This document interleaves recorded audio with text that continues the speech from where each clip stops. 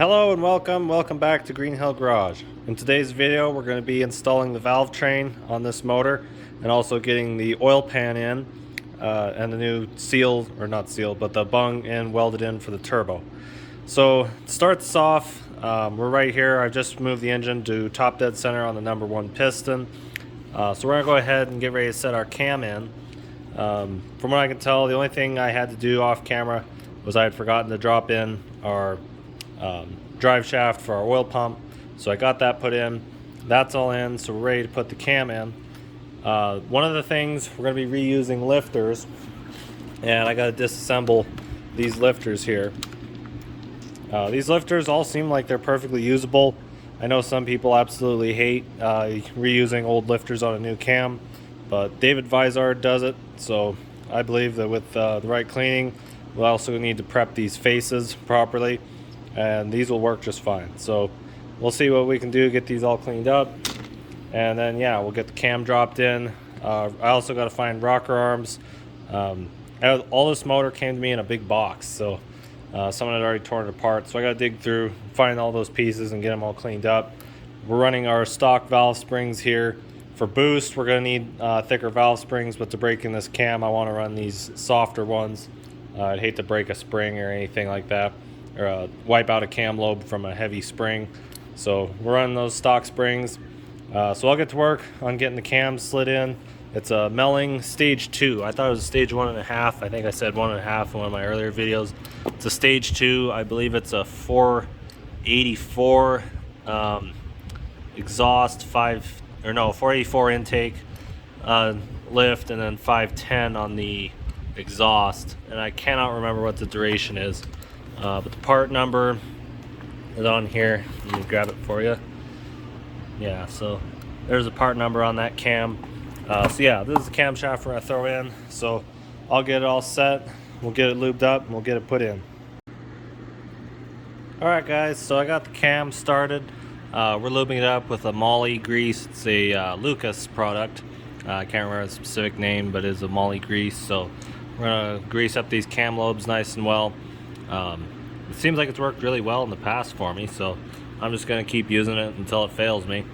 We'll see. If it does fail me, then I'll definitely make a video about it. I had a commenter on the last video say that I was doing it wrong with the grease. I personally have never had an issue with the grease. If he has, then that's just, I guess, a problem that he had. I haven't, but if I do, then I would switch to something else. But for now, a while ago, for example, I bought some Comp Cams grease, and it was like a Moly cam grease, and I looked at the ingredients and it really didn't have anything special in it. So any good Moly grease, I figure will do about the same job. So the Lucas, I really like Lucas products in general, so Lucas grease has worked well for me, so I'll continue to use it until it fails me. So we'll get this cam in and then we'll start tearing in on those lifters. Okay guys, we got the cam retainer in. Everything spins how it should. Cam spins pretty nice, so we'll go ahead. I'll get the timing set out, and I believe the timing set I ordered is just one position, so we don't have to worry about advance or anything like that. I guess we'll check the advance anyway, just because that's a smart thing to do, especially on a cam you don't know. So we'll check the cam, see where we are.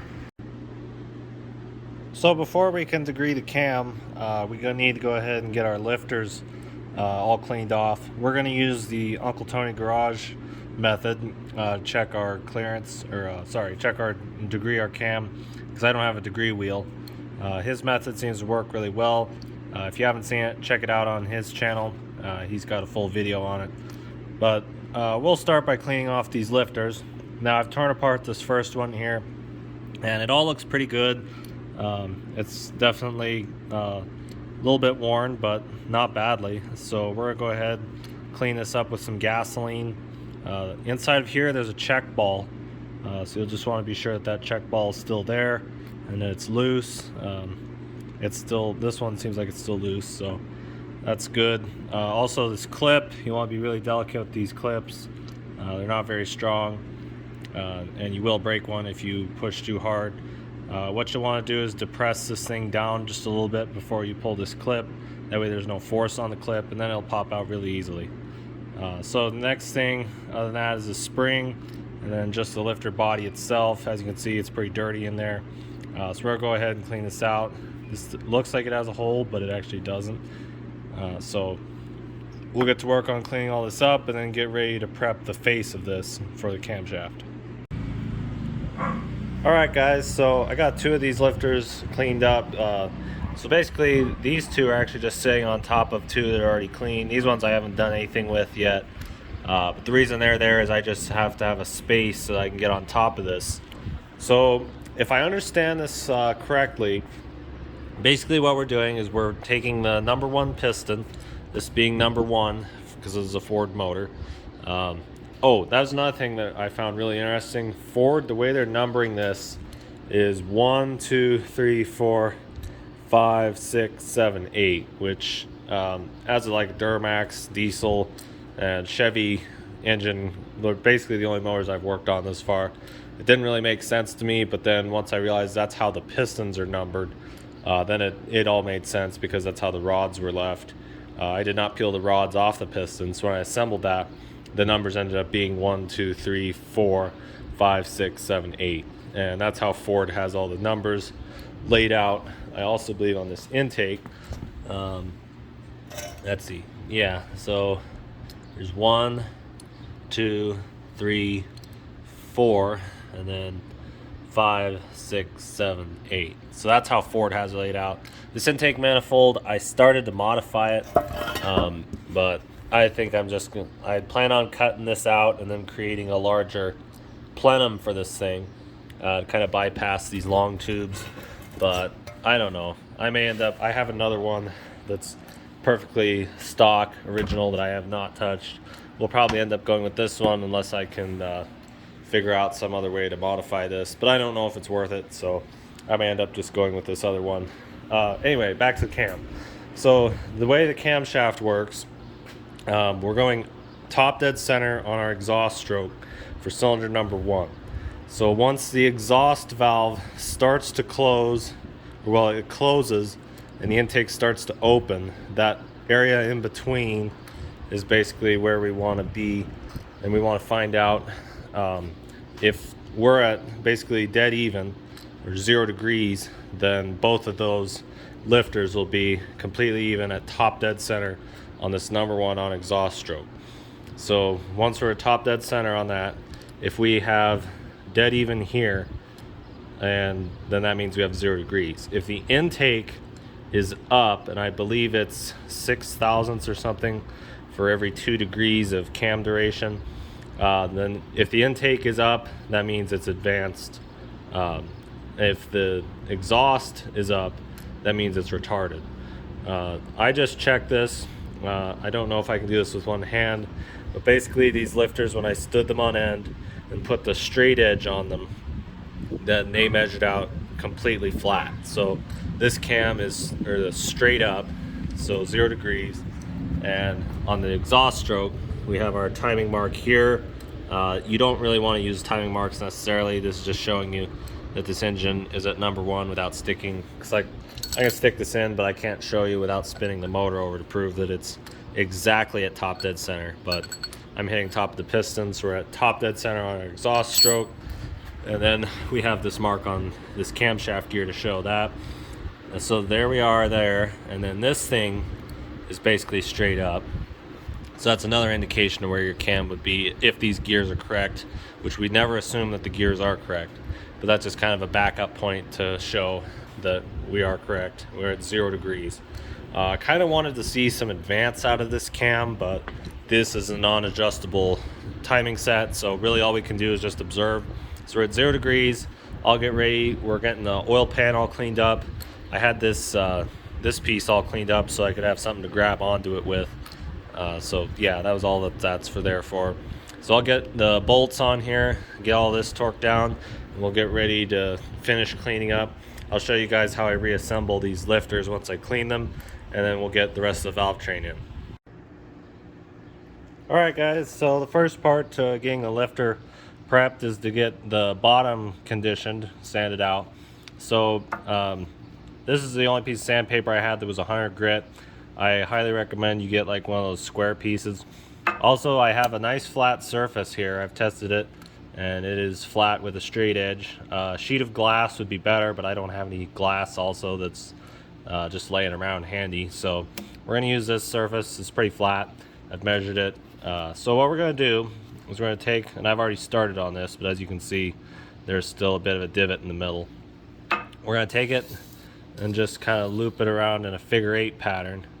And you'll do this no matter what the sheet of sandpaper looks like, but you'll just get your figure 8 pattern going. And what that's gonna do is that's gonna cut the right shape into here. And you want 100 grit, largely because that's gonna be deep enough that'll allow the oil to kind of bed in, and it'll give a little bit of traction to this, because a roller or a flat tappet lifter like this is supposed to spin on the cam. It's not supposed to stay perfectly flat and just ride up and down. It's supposed to spin with the lobes. So we need something to give it just a little bit of traction.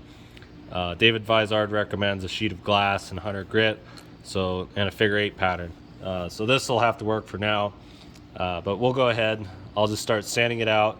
You just keep going and then give it like a quarter turn, and then just keep sanding, quarter turn, and so on until it has roughly the right pattern. Ideally we get that divot in the center out. We want these things to have a little bit of a crown, but this will have to do. As you can see, it's a pretty round center in the section, or as round circle in the center.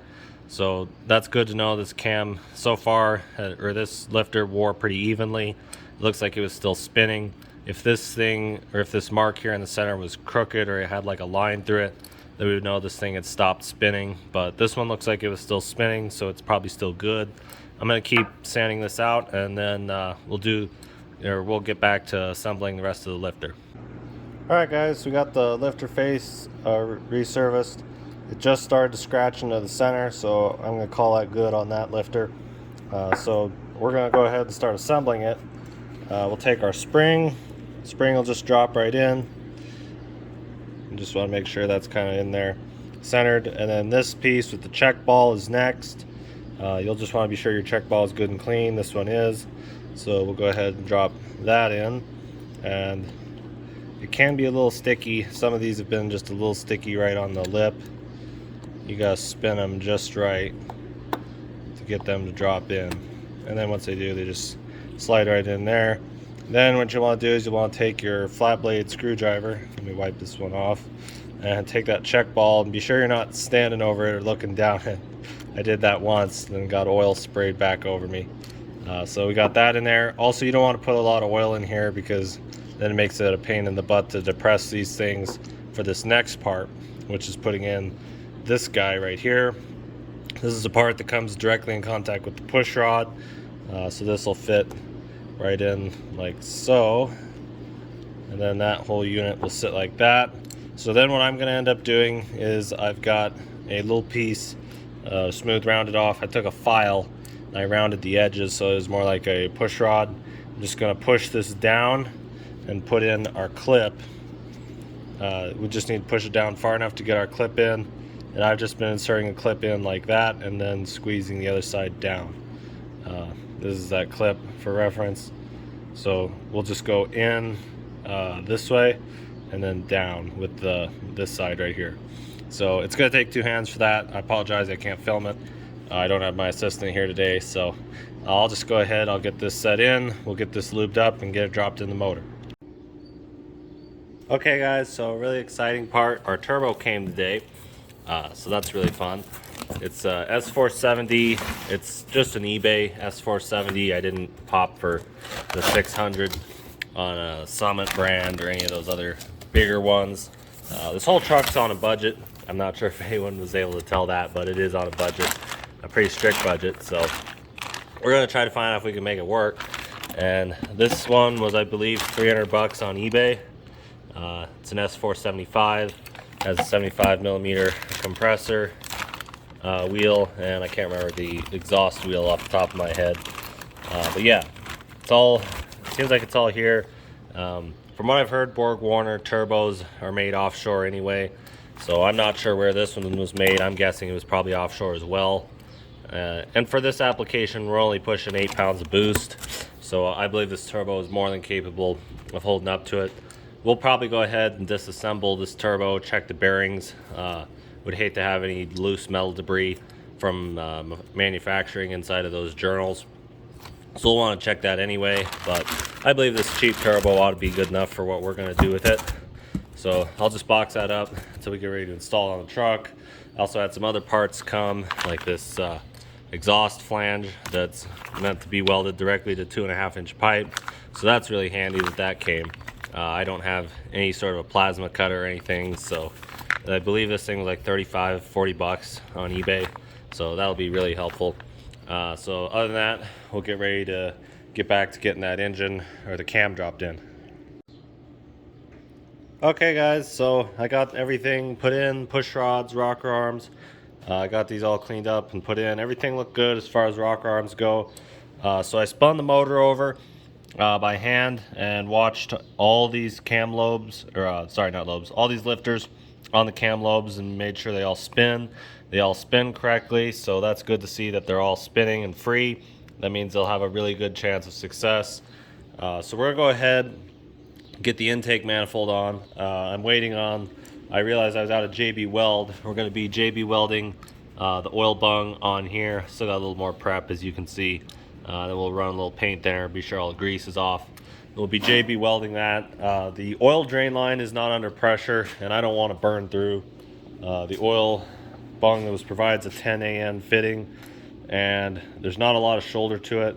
Plus, it doesn't feel like it's made out of steel. My guess it's made out of aluminum, and welding aluminum to steel is not going to be all that great. So JB weld it is. So we're gonna go ahead, hold off on that till I get the JB weld, which will only be a moment for you guys. So I'll get this intake manifold. I think we're just gonna go ahead with the standard manifold that I have. I'll just get that all cleaned up and we'll put that on. If someday, if I ever figure out how to properly modify that, or I may send it to the guys, EFI guys, they have one. Basically you mail it in and they, for like 600 bucks, they modify it. Not sure how much that's gonna be worth. Also, considering we're throwing boost at it, I don't know that the restriction on the intake is gonna be that big of a deal.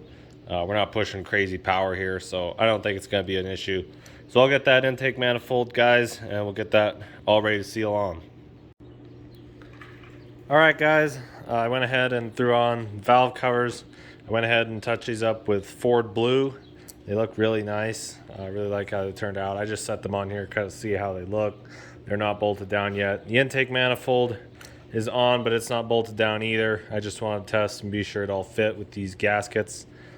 So I'm just going to leave that sit on there since that's kind of acting as a dust barrier. My engine bag doesn't fit on it anymore. So we're going to go ahead and get this front cover on. In order to do that, I've got a gasket for it. We'll put the gasket on with a little bit of RTV sealant. Then we'll take our cover, which I just put a new oil seal on it, and we'll put it up against there, and then we're going to need to use this weight, the counterweight here. Counterweight is what's going to align it. So yeah, this counterweight will just slide on there.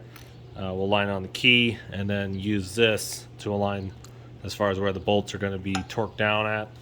I got my crankshaft bolt, I found that. I got to order a dampener. The dampener I originally ordered was wrong, had to send it back. So yeah, a little bit of a delay there. So we're going to have to hold off as far as the damper, but for now, let's get this cover on, and then we'll be ready to mount up this intake manifold. We're not going to use the rubber seals. We're going to just put a bead of silicone on these China walls. It's much better than the little cheap seals they send you. They always seem to leak. So we're going to go ahead and just run silicone, and then yeah, we'll be good to go on this top end, I believe. And then we're just about ready for paint. I'm trying to figure out what I'm going to paint and what I'm not going to paint. And I think basically everything block-wise is going to get paint on it. That oil pan's also going to get painted. I think everything that's not aluminum is going to get painted. So I believe that's going to be a solid look for this motor, and that'll really dress it up. So I'll get that front cover on, guys, and we'll see you then. Alright guys, I got the water pump on. I went ahead and put this cover on. Realized you can't put the cover on without putting the water pump on. So just went ahead and did that all as one shot. I have decided I'm not going to worry about this aluminum part. I'm just going to paint over it when it comes time to paint. But this we're definitely leaving bare. That just looks too nice as far as aluminum goes to paint over it. So we're going to leave that bare. My 80-pound injectors came today, so that's nice to see. Things are moving right along as far as the ordering process goes. I got to get rid of that rubber hose. So we're just going to wait on that damper to come, and then once that damper comes, we'll be able to move forward with the project. Also, I've been meaning to get the oil pump or the oil pan, but just haven't. JB Weld was not in stock at Napa today, which was really surprising. So I'll have to run to the hardware store. So I'll come back to you guys. It'll be next morning for me, but it'll be just a second for you guys. So we'll see you then.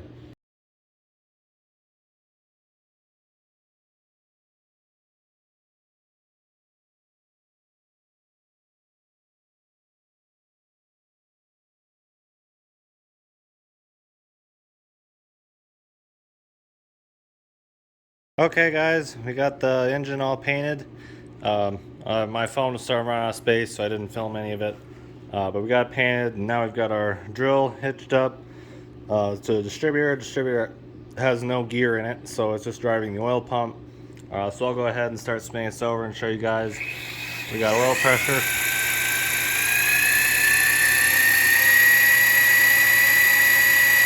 As you can see, we have oil to the rockers. The drill loaded down. That's a really good sign. Oil in there is just from me pouring it in. So obviously I can't film and spin the motor over at the same time. But it looks like we have plenty of oil flow here to the top. So I'll be getting this motor all buttoned up. And last thing I have to do is put on the front damper, which I just got in the mail. It came. So yeah, we'll be putting in a brand new damper. I also have the mule torn apart at the same time, so that's where all that's from. But we'll get that damper on and get ready to put the flywheel on. We'll be putting the flywheel on once we get a cherry picker. So we'll be back with you guys once we get this mounted on the cherry picker.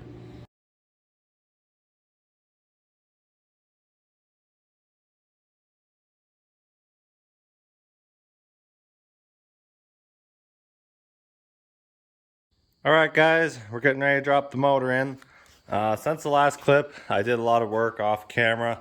I got the fuel rails in with our Deca Simmons 80-pound injectors. Got the intake all bolted down. I got our throttle body cleaned out, just a stock throttle body. It has a hole in it. I'm not sure if that's going to be good for boost or not, but we're going to run it as it is. I don't see any issues. I did upgrade these lines to a braided. They have like a barbed on the end, so I'm hoping that'll hold it on. We'll pressure test this with an airline. This little fuel regulator is set to like 43 psi, I believe. So we'll see on that. But we'll pressure test it with air first, and then if we need to add clamps, we can do that. Also, I've got to figure out a T here for the oil for the back of the turbo. I'm not sure exactly where I'm going to find one. I think O'Reilly's might have some. Otherwise, I'll end up going to the hardware store, but I need a T that'll allow me to still keep that pressure sensor right there and then be able to run my oil line out to the turbo. So that's where that is. Clutch is on, pressure plate's on. Also, I picked up this manifold. It's just a stock style manifold on. I still am missing some bolts. I need to find them. This whole motor came in pieces, so I was not the one who got to tear it down, so that's why a lot of things are missing. Last thing before we drop it in the motor, got to get the dipstick on, because I imagine that'll be a pain in the butt once this is in the truck. But other than that, it's all ready to drop in. Daytona's pretty excited. The only other thing on the inside of this truck that I could think of was pulling that battery cable. The turbo is going to be sitting up here where the old battery was, so we're going to need to relocate. And these cables are just nasty and old, so I'm not going to trust those. So we need that swapped out. Well, hello, you dirty little cat. Yes. Ooh. Sorry about that. Anyway, so yeah, we'll get that. We're going to pull the truck up onto the slab. We got a 20-ton bottle that we'll use to hold up that transmission. And it should be a fairly simple process of just dropping it in. Of course, being a manual, we'll have to fight those splines to get those splines lined up. But other than that, should be fairly simple drop in. So we'll set you guys the time lapse and we'll get started on dropping it in.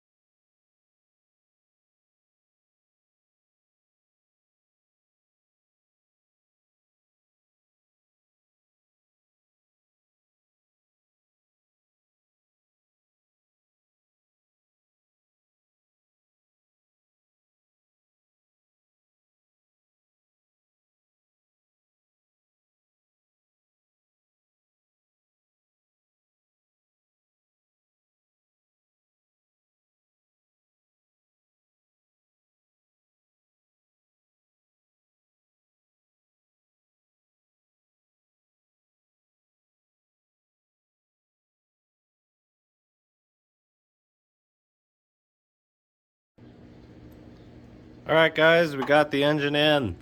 It was kind of a journey. It took us on hyperlapse, it's like 5 minutes, but it took us about, I don't know, 45 minutes to an hour, somewhere in there. So it was definitely a journey, getting the manual transmission. The hardest part was getting that shaft to line up into the pilot bearing off that input shaft. But once we got that in, it was pretty easy. Just had to tilt the engine or transmission a little. Under here, what we did was we got a jack up under the front of the transmission, and then we also had to get a small jack under that transfer case. So because the whole thing had actually tilted off to one side because of that transfer case. So once we got that figured out, it was pretty easy. So next step will be assembly of the engine. We're actually going to save that for another video. We're going to end this video off. I want to say thank you so much to all our subscribers. Really appreciate the support. We've broke the 400 mark. I'm still going to get you guys a 400 subscriber special. I haven't figured out what exactly we're doing, but I know it's going to be something really nice, so stay tuned for that. We also have more content on the mule coming. We're in the process of organizing, so sorry for the clutter. But we're going to have more videos on the mule, so stay tuned for that as well. Again, thank you all for watching. Remember to subscribe if you haven't already. Hit that like button, comment, and keep the notification bell on so you don't miss anything. Alright guys, you all have a great day.